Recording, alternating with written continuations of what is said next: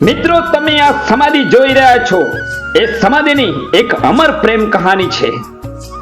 બનાસકાંઠાની માલિપા આવેલું કાંકરેજ તાલુકાનું આ ટોટાણા ગામ છે.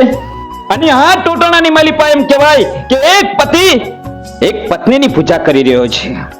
અને મિત્રો, આ પતિ પત્નીનું નામ છે, પતિનું નામ ગોવિંદભાઈ બજાણિયા અને પત્નીનું નામ વર્ષાબેન બજાણિયા. મિત્રો, એમ કહેવાય છે કે તારીખ 18 10મો મહિનો 2019માં વર્ષાબેનનું અવસાન થયું હતું. અને તે દિવસથી આજ સુધી એક ગોવિંદભાઈ બજાણિયા વર્ષાબેનના રોજ દીવા અગરબત્તી કરવા જાય છે. અને મિત્રો, એમ કહેવાય છે કે જ્યારે વર્ષાબેને આ દુનિયામાંથી વિદાય લીધી અને ત્યારે ગોવિંદભાઈને બજાણિયાને લોકો મેણા બોલતા કે આ તો પાગલ છે, ગાંડો છે. અને એ પાગલ પ્રેમી એમ કહેવાય કે 2 ઈંટોનું મંદિર બનાવી પોતાની પત્નીનું અને રોજ દીવા અગરબત્તી કરવા લાગ્યો.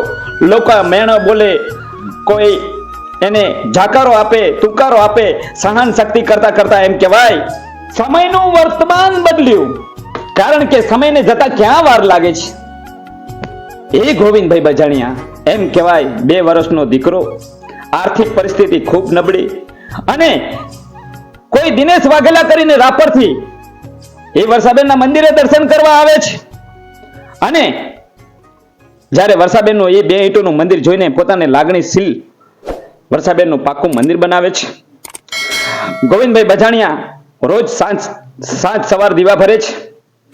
અને સમયને વીતતા વાર નથી લાગતી.